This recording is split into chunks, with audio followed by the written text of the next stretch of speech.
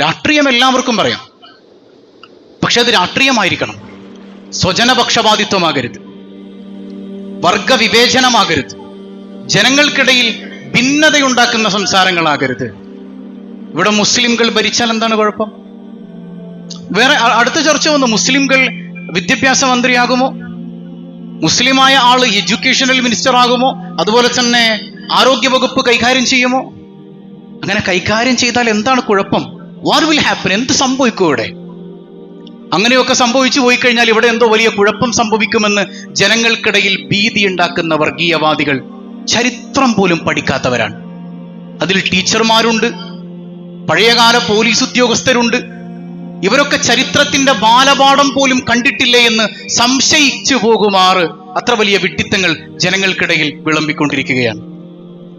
വിശ്വപൗരനായി അറിയപ്പെടുന്ന ഡോക്ടർ ശശി തരൂരിന്റെ ഒരു പുസ്തകമുണ്ട്, ദ ഇറ ഓഫ് ഡാർക്ക്നെസ് എന്നാണ് പുസ്തകത്തിന്റെ പേര്. ബ്രിട്ടീഷുകാർ ഭരിച്ചിരുന്ന ഇരുളടഞ്ഞ ആ കാലഘട്ടത്തെ കുറിച്ച് അദ്ദേഹം ഇങ്ങനെ വിശദീകരിക്കുകയാണ്. എന്നിട്ട് അവിടെ അദ്ദേഹം പറയുന്നുണ്ട് ഇന്ത്യയില് മുഗളന്മാരുടെ ഭരണത്തെക്കുറിച്ച്. മുഗളന്മാർ ഭരിക്കുന്നതിന് മുൻപ് അറബ് ഡൈനാസ്റ്റികളാണ് ഇന്ത്യ മഹാരാജ്യം ഭരിച്ചിരുന്നത്. ഇബ്രാഹിം ലോധിയെ പോലെ മുസ്ലിംകൾ ഒരുപാട് കാലം ഭരിച്ച ഇന്ത്യയുടെ ആ സുവർണ കാലത്തെക്കുറിച്ച് അദ്ദേഹം ഇങ്ങനെ വിശദീകരിക്കുന്നുണ്ട്. ഏതാണ്ട് AD 736 ഇന്ത്യയിലേക്ക് ഒരു മുസ്ലിം ഭരണാധികാരി നോർത്ത് ഇന്ത്യയിൽ സിന്ധിലേക്ക് കടന്നു വരുന്നത്. അദ്ദേഹം ഹജ്ജാജ് ഇബ്നു യൂസുഫ് എന്ന് പറയുന്ന അറബ് അമവി ഭരണാധികാരികളുടെ കുടുംബ പരമ്പരയിൽപ്പെട്ടൊരു മനുഷ്യനായിരുന്നു. മുഹമ്മദ് ബിൻ സുലൈമാൻ, മുഹമ്മദ് ബിൻ ഖാസിം എന്നും മുഹമ്മദ് ബിൻ സുലൈമാൻ എന്നും അദ്ദേഹത്തെ കുറിച്ച് പറയപ്പെടുന്നുണ്ട്. ഏതായാലും മുഹമ്മദ് ബിൻ ഖാസിം, അദ്ദേഹത്തിന് 18 വയസ്സുണ്ടായുള്ളൂ. 18 വയസ്സുള്ള മുസ്ലിം രാജാവ് നോർത്ത് ഇന്ത്യ ഭരിച്ചു, സിന്ധ് ഭരിച്ചു. കുറെ നാൾ കഴിഞ്ഞപ്പോൾ അദ്ദേഹത്തെ രാജ്യ തലസ്ഥാനം എന്ന് റീകോൾ ചെയ്യുന്നുണ്ട്, തിരിച്ചു വിളിക്കുന്നുണ്ട്.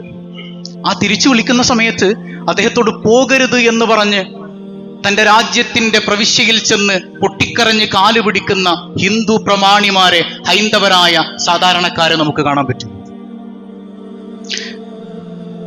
മുസ്ലിമായ 18 വയസ്സുകാരനായ തങ്ങളുടെ രാജാവിനോട് പോകരുതേ, അങ്ങിവിടെ സദ്ഭരണം കാഴ്ചവെച്ചവനാണ് എന്ന് പറഞ്ഞുകൊണ്ട് തടഞ്ഞു നിർത്തിയത് ഹൈന്ദവരാണ്.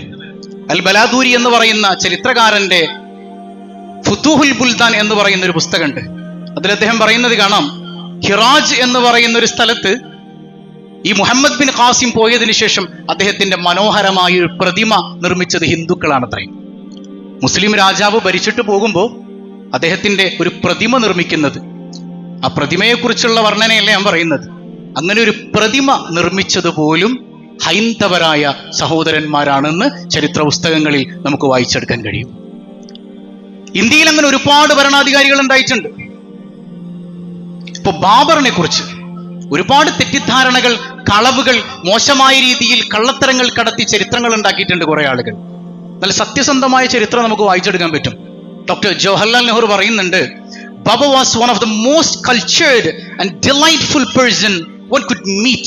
ഒരാൾക്ക് കാണാൻ പറ്റുന്ന ഏറ്റവും സംസ്കാര സമ്പന്നനായ മനുഷ്യനായിരുന്നു ബാബർ എന്ന് പറഞ്ഞു വെക്കുന്നത് ഇന്ത്യ മഹാരാജ്യത്തിന്റെ ആദ്യത്തെ പ്രൈം മിനിസ്റ്ററായ ഡോക്ടർ ജവഹർലാൽ നെഹ്റു ആണ്. There was no sectarianism. ഇവിടെ ഒരു വേർതിരിവ് ഉണ്ടായിരുന്നില്ല. എന്റെ വിഭാഗം അവരുടെ വിഭാഗം എന്ന് പറഞ്ഞൊരു വേർതിരിവ് ബാബർ കാണിച്ചിരുന്നില്ല. No religious bigotry. അദ്ദേഹം ഒരിക്കലും മതപരമായ ഒരു തീവ്രവാദത്തിന്റെ ആളായിരുന്നില്ല. മുൻകാലത്ത് അദ്ദേഹത്തിന് മുൻപ് കഴിഞ്ഞുപോയ പല രാജാക്കന്മാരും തകർത്തതുപോലെ ഇവിടെയുള്ള മോണ്യുമെന്റ്സിനെ തകർത്ത് കളയാതെ ചേർത്ത് പിടിച്ച് പൂന്തോട്ടങ്ങൾ ഉണ്ടാക്കിയും സംസ്കാരങ്ങൾ രൂപപ്പെടുത്തിയും രാജ്യത്തിന് നേതൃത്വം കൊടുത്ത ആളാണ് ബാബർ എന്ന് പറയുന്നത് ഡോക്ടർ ജവഹർലാൽ നെഹ്റുവാണ്. അങ്ങനെ നമ്മളിങ്ങനെ ചിന്തിക്കുമ്പോൾ ആ മുഗളന്മാർ ഭരിച്ച കാലഘട്ടം എത്രമേൽ മനോഹരമായിരുന്നു. ഇപ്പൊ ഇന്ത്യയിൽ ഏറെ മനോഹരമായൊരു ലീഗൽ സിസ്റ്റം നിലവിലുണ്ട്.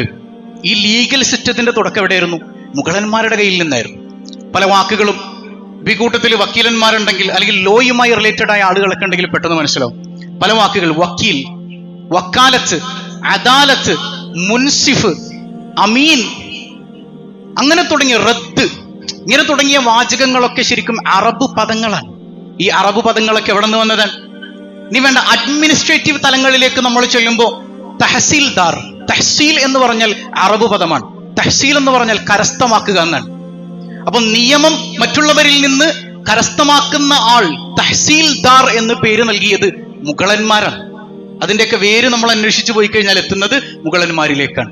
വക്കീൽ, വക്കാലത്ത്, ഒരു മനുഷ്യന്റെ വക്കാലത്ത് ഏൽപ്പിക്കപ്പെടുന്ന ആളാണ് വക്കീൽ. യാ വക്കീലു യാ അള്ളാഹ് നമ്മൾ വിളിക്കാറില്ലേ? വക്കീൽ എന്നത് അള്ളാഹുവിന്റെ പേരും കൂടെയാണ്, വക്കീൽ. അതുപോലെ തന്നെ അദാലത്ത്, നീതി, റദ്ദ്, ഈ കേസ് റദ്ദ് ചെയ്തിരിക്കുന്നു എന്നാണ്. അപ്പൊ ഈ പദങ്ങളിലൂടെയൊക്കെ നമ്മൾ ചെല്ലുമ്പോൾ ഇന്ത്യക്ക് മനോഹരമായൊരു ലീഗൽ സിസ്റ്റം ഉണ്ടാക്കുന്നതിൽ, ആ ലീഗൽ സിസ്റ്റത്തിൽ ഏറ്റവും മനോഹരമായ പങ്ക് വഹിച്ചത് ഇന്ത്യ എന്ന രാഷ്ട്രം രൂപീകരിക്കപ്പെടുന്നതിന് മുൻപ് തന്നെ മുഗളന്മാരാണെന്ന് ചരിത്രം വായിച്ചാൽ നമുക്ക് മനസ്സിലാക്കാൻ കഴിയുന്ന ഒരു കാര്യമാണ്. ഇതൊക്കെ ബ്രിട്ടീഷുകാരുടേതല്ല, പലതും ബ്രിട്ടീഷുകാര് കോപ്പിയടിച്ചതാണ്, പിന്നീട് പലതും പുനഃസംഘടിപ്പിച്ചതാണ്. എന്നിട്ടും ബ്രിട്ടീഷുകാരുടെ ആളുകളായിട്ട് ആ ചെരുപ്പും പിടിച്ച് ഇവരിങ്ങനെ നടക്കുകയാണ് അല്ലേ? ഇപ്പൊ ശശി തരൂരിന്റെ പുസ്തകത്തിൽ ഇങ്ങനെ കാണാം, മുഗളന്മാരുടെ കാലം ഇന്ത്യയുടെ വേൾഡ് എക്കോണമി നോക്കുമ്പോൾ ഇന്ത്യയുടെ വേൾഡ് എക്കോണമി ഷെയർ എന്ന് പറയുന്നത് 23% എന്നാണ്. ലോക സാമ്പത്തിക വ്യവഹാരത്തിൽ 23% പങ്ക് ഇന്ത്യയുടേതായിരുന്നു മുഗളന്മാരുടെ കാലഘട്ടത്തിൽ. എന്തിനേറെ അത് ഔറംഗസീബ് റഹിമഹുല്ലയുടെ കാലത്തേക്ക് വരുമ്പോൾ അത് 27% മാറുന്നുണ്ട്. അന്ന് $100 നികുതി കളക്ട് ചെയ്തിരുന്നൊരു കാലം, അത്ര വലിയ വിപ്ലവം നിറഞ്ഞിരുന്നൊരു കാലം. കയറ്റുമതിയുടെയും പട്ടുനെയ്ത്തിന്റെയും ഒക്കെ മനോഹരമായ, കൈക്കൂലികളില്ലാത്ത, മോശം നിലവാരമില്ലാത്ത ഏറ്റവും മനോഹരമായ കാലഘട്ടം അത് മൗലാന ഔറംഗസീബ് റഹിമഹുല്ലയുടെ കാലത്തായിരുന്നു. എത്രമേൽ മനോഹരമായിരുന്നു ആ കാലഘട്ടം. ആരാ ഭരിച്ചിരുന്നത്? മുസ്ലിംകളായിരുന്നു. എല്ലാവരും നല്ലവരാണ് എന്നൊന്നുമല്ല ഞാൻ ഈ പറയുന്നത്. പക്ഷെ ആ മുസ്ലിം സംസ്കാരം, ഇസ്ലാമിന്റെ സംസ്കാരം, അള്ളാഹുവിന്റെ യഥാർത്ഥ ഹുലഫാക്കളായി ഭൂമിയിൽ നിന്നത് ആരൊക്കെയാണോ ആ സംസ്കാരം ആരിലെല്ലാം ഉണ്ടായിട്ടുണ്ടോ അവരൊക്കെ മാന്യമായി ഭരണം കാഴ്ചവെച്ചിട്ടുണ്ട്. പിന്നെന്തിനാണ് ഈ വർഗീയമായ ധ്രുവീകരണം? എല്ലാവരും ഭരിക്കട്ടെ, ആരും ആകാശത്തുനിന്ന് പൊട്ടി വീണതൊന്നുമല്ലല്ലോ, ജനങ്ങൾ തെരഞ്ഞെടുത്തതല്ലേ, ജനങ്ങൾ തെരഞ്ഞെടുത്തതല്ലേ. അതിലെന്തിനാണ് മതം നോക്കുന്നത്? അതിലെന്തിനാണ് മതം നോക്കുന്നത്? അതൊരിക്കലും ഇന്ത്യ മഹാരാജ്യത്തിന്റെ മനോഹരമായ കൾച്ചറിന് ചേർന്ന സ്വഭാവമല്ല. ഒരിക്കലും ഹബീബായ സയ്യിദുനാ റസൂലുള്ളാഹ് സ്വല്ലല്ലാഹു അലൈഹി വസല്ലമ തങ്ങളുടെ മുമ്പിൽ ഒരു സ്വഹാബി വന്നിട്ട് സങ്കടം പറയുന്നുണ്ട്. യാ റസൂലല്ലാഹ്, പട്ടിണിയാണ് നബിയെ, വല്ലാത്ത വിഷമത്തിലാണ് നബിയെ, കുടുംബത്തിലൊന്നുമില്ല യാ റസൂലല്ലാഹ്. ഹബീബായ തങ്ങള് കയ്യിലൊന്നും ഉണ്ടായിരുന്നില്ല. ഉടനെ തന്റെ കുടുംബക്കാരുടെ വീട്ടിലേക്ക് പറഞ്ഞേക്കാൻ, തന്റെ ഭാര്യമാരുടെ ഓരോരുത്തരുടെയും വീട്ടിൽ അന്വേഷിക്കുമ്പോ വെള്ളം പോലും ഇവിടെ ഇല്ല നബിയേ. സയ്യിദുനാ റസൂലുള്ളാഹ് മദീനയുടെ ഭരണാധികാരിയാണത്, നിങ്ങൾ ചിന്തിച്ചു നോക്കണം. ആ സമയത്ത് അൻസാരിയായ ഒരു സ്വഹാബി പറയുന്നുണ്ട്, ഞാൻ കൊണ്ടുപോയിക്കോളാം നബിയെ, ഞാൻ കൊണ്ടുപോയിക്കോളാം. ആ മനുഷ്യനെ ഞാൻ ഏറ്റെടുക്കാൻ. അദ്ദേഹം വേഗം വീട്ടിലേക്ക് ഓടിച്ചെല്ലാൻ. ഓടിച്ചെന്നിട്ട് ഭാര്യയോട് ചോദിക്കുന്നുണ്ട്, കഴിക്കാൻ വല്ലതുണ്ടോ? അപ്പൊ ഭാര്യ പറയാം, നമുക്ക് രണ്ടാൾക്കും ഒന്നുമില്ല ഇവിടെ, കുട്ടികൾക്കുള്ള കുറച്ച് ഭക്ഷണം ബാക്കിയിരിപ്പുണ്ട്, കുട്ടികൾക്ക് മാത്രമായിട്ടുള്ളത്. നീ ഒരു കാര്യം ചെയ്യണം, മുത്തുനബിയുടെ അതിഥിയാണ് എൻ്റെ കൂടെ വരണത്, നമ്മുടെ കുഞ്ഞുങ്ങൾ എന്തെങ്കിലുമൊക്കെ പറഞ്ഞ് ഉറക്കി കിടത്തണം. എന്നിട്ട് ഞങ്ങൾക്ക് ഭക്ഷണം വിളമ്പുമ്പോ നീ വിളക്കൊന്ന് അണച്ചു കളയണം. എന്തിനാ വിളക്കണക്കണത്? നമ്മളും കഴിക്കണമെന്ന് അദ്ദേഹം കരുതിക്കോട്ടെ, പക്ഷെ അദ്ദേഹത്തിന് മാത്രമുള്ള അല്പം ഫുഡേ വീട്ടിലുള്ളൂ, കുട്ടികളുടെ ഭക്ഷണം അത്, പക്ഷെ അദ്ദേഹത്തിന് വേണ്ടി മാറ്റി കൊടുക്കുക. നമ്മൾ കഴിച്ചു എന്ന് അദ്ദേഹം കരുതിക്കോട്ടെ. അങ്ങനെ അദ്ദേഹം വന്നു, കഴിക്കാൻ വേണ്ടി ഇരിക്കുമ്പോഴേക്ക് ഭാര്യ വിളക്കണച്ചു, അദ്ദേഹത്തിന് ഭക്ഷണം വിളമ്പി. തന്റെ എതിർപക്ഷത്തിരിക്കുന്ന അൻസാരിയായ സ്വഹാബിയും ഭക്ഷണം കഴിക്കുന്നുണ്ട് എന്നുള്ള ഉറപ്പോടെ ഈ മനുഷ്യനും കഴിക്കാൻ തുടങ്ങാൻ. കഴിച്ചു. നേരം വെളുക്കുമ്പോ ലോകത്തിന്റെ നേതാവ് സയ്യിദുനാ റസൂലുള്ളാഹ് തങ്ങളുടെ ഹദ്റത്തിലേക്ക് ഈ സ്വഹാബി കടന്നു വരുമ്പോ റസൂലുള്ളാഹ് പറയുന്നുണ്ട്, അജബല്ലാഹ്, അല്ലാഹ് അത്ഭുതപ്പെട്ടു പോയിട്ടുണ്ട് നിന്റെ പ്രവൃത്തി കണ്ടിട്ട് സയ്യിദുനാ റസൂലുള്ളാഹ്. ഇതൊക്കെ അവിടെ നിന്ന് അറിഞ്ഞിട്ടുണ്ട് മുഹമ്മദ് മുസ്തഫ സല്ലല്ലാഹു അലൈഹി വസല്ലം. അള്ളാഹുവിനെ അത്ഭുതപ്പെടുത്തി എന്ന് പോലും പറഞ്ഞിട്ടുണ്ട് സയ്യിദുനാ റസൂലുള്ളാഹ്. അതാണ് വയുത്ഇമൂന തആമ അലാ ഹുബ്ബിഹി. അബ്ദുല്ലാഹി ഇബ്നു അബ്ബാസ് റളിയല്ലാഹു അൻഹുമ ഈ ആയത്തിന് വിശദീകരണം കൊടുക്കുന്നത് കാണാം.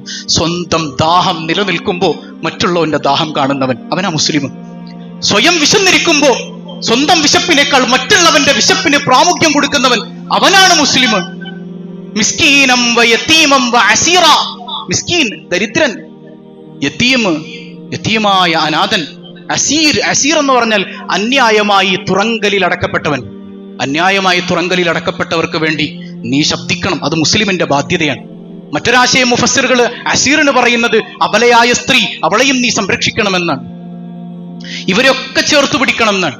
ആ ചേർത്തു പിടിക്കൽ നിന്റെ പ്രയാസങ്ങളെപ്പോലും മറന്നുകൊണ്ട് നീ മറ്റുള്ളവരെ ചേർത്ത് പിടിക്കണം. അതാണ് മുസ്ലിം. ഈ മുസ്ലിം ഭരണാധികാരിയായാൽ ആ നാട് എത്രമേൽ മനോഹരമായി തിളങ്ങുമെന്ന് നിങ്ങൾ ചിന്തിച്ചു നോക്ക്. ഹസൻ ഹുസൈൻ റളിയല്ലാഹു അൻഹുമാ രണ്ടുപേരും രോഗിയായി വീട്ടിൽ കിടക്കുക. വീട്ടിലൊന്നുമില്ല ഭക്ഷണത്തിന്. സയ്യിദുന അലി റളിയല്ലാഹു അൻഹു ഒരു ജൂതന്റെ വീട്ടിലേക്ക് ഓടിച്ചെന്നിട്ട് കുറച്ച് മാവ് കടമായിട്ട് മേടിച്ചുകൊണ്ട് വരുന്നുണ്ട്. ഫാത്തിമ ഉമ്മയുടെ കയ്യിൽ കൊണ്ടുവന്ന് കൊടുക്കുക. സയ്യിദത്തുന ഫാത്തിമ റളിയല്ലാഹു അൻഹ ആ മാവ് ഇങ്ങനെ കുഴച്ചോണ്ടിരിക്കുമ്പോ പുറത്ത് വിശന്നൊട്ടിയ വയറുമായി കുറച്ച് മനുഷ്യന്മാർ വന്നിട്ടുണ്ട്. അലി കുറെ നാളായി ഭക്ഷണം കഴിച്ചിട്ട്, കുറച്ച് ദിവസമായി ഭക്ഷണം കഴിച്ചിട്ട് വല്ലാതെ തലകറങ്ങുന്നുണ്ട്, വല്ലാത്തൊരു പ്രയാസത്തിലാ, എന്തെങ്കിലും തരാവോ? യഥാർത്ഥത്തിൽ ഇവിടെ അലിയാർക്കോ ഫാത്തിമ ബീവിക്കോ കഴിക്കാനൊന്നുമില്ല. ആ രണ്ട് കുഞ്ഞുമക്കൾ ഹസൻ ഹുസൈൻ റളിയല്ലാഹു അൻഹുമ അസുഖബാധിതരായി കിടക്കുന്ന ആ കുട്ടികൾക്ക് കൊടുക്കാനുള്ള അല്പം മാവ് ജൂതന്റെ വീട്ടിൽ നിന്ന് കടം വാങ്ങിയതാ. അലിയാരുടനെ ഫാത്തിമ ബീവി ഒന്ന് സോപ്പിടാൻ നോക്കുകയാണ്.